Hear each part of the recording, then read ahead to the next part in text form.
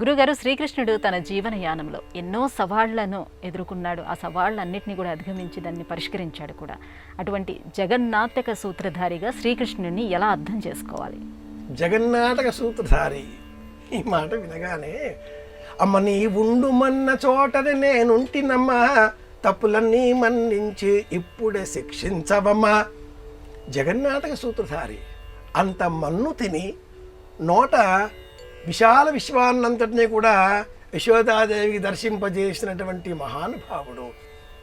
అలాగే తనను బంధించే నిమిత్తమై ప్రయత్నాలు చేస్తున్నారు ఈ దుర్యోధనాదులు అని గ్రహించినప్పటికీ చిరునవ్వులు చిందిస్తూ రాజభార సమయంలో అవసరం వచ్చినప్పుడే విశ్వరూపాన్ని ప్రదర్శింపజేసిన మహానుభావుడు.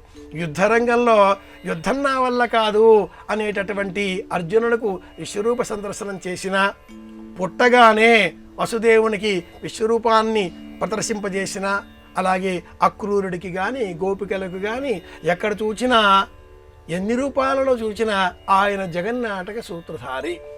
కనుక నిత్యము కూడా మనం జీవితంలో ఆనందం పొందాలి, కృష్ణ స్మరణ చెయ్యాలి. ఏ కర్మ చేసినా, ఏ పూజ చేసినా, ఏ విషయంలో ఉన్నా, ఏ ధర్మం చేసినా, ఎక్కడైనా కూడా ప్రారంభంలో గణపతి పూజాంకరిష్యే అని మనం గణేశుడిని పూజిస్తూ ఉంటాం. పూజ చివరలో కృష్ణార్పణమస్తు అని కూడా చెబుతూ ఉంటాం. ఈ కార్యక్రమం చివరలో కూడా కృష్ణార్పణమస్తు అనే అనడంలో ఉండే అంతరార్థం ఏమిటి? ఈ జగన్నాటక సూత్రధారి అయిన ఆ కృష్ణుడిని మనం ఎలా అర్థం చేసుకోవాలి అంటే, నిరంతరం మన వెంట నీడలాగా ఉండే మహానుభావుడు కృష్ణుడు. ఆపద వచ్చినప్పుడు దుర్వాసుడు అంతమంది శిష్యులతో వచ్చి చేరాడే, ఇంతమందికి భోజనాలు ఎట్లా పెట్టడం భగవంతుడా అని ఆలోచించగా ఒక్క మెతుకు తిని ద్రౌపదీదేవి గౌరవాన్ని కాపాడినవాడు కృష్ణ పరమాత్ముడు. అలాగే వస్త్రాపహరణ సమయంలో అన్నా అని పిలవగానే ఇదంతా తెలిసిన విషయమే అని మనం స్మరించుకునే రూపం కృష్ణ పరమాత్ముడు. ఏ సమయంలోనైనా గుర్తిస్తే నేనున్నాను అంటూ అభయం ఇచ్చేటటువంటి పరమదైవం కృష్ణ పరమాత్ముడు. సర్వధర్మాన్ పరిత్యజ్య మామేకం శరణం వ్రజ అనే రూపంలో కృష్ణ పరమాత్ముడు మనం అర్థం చేసుకున్నట్లయితే మన పక్కనే ఉంటాడు, మనలో ఉంటాడు, సమస్త విషయాలలో ధైర్యాన్ని అందిస్తాడు. కనుకనే కృష్ణ పరమాత్ముడిని జగద్గురువుగా మనం స్వీకరించాలి. ఎలా?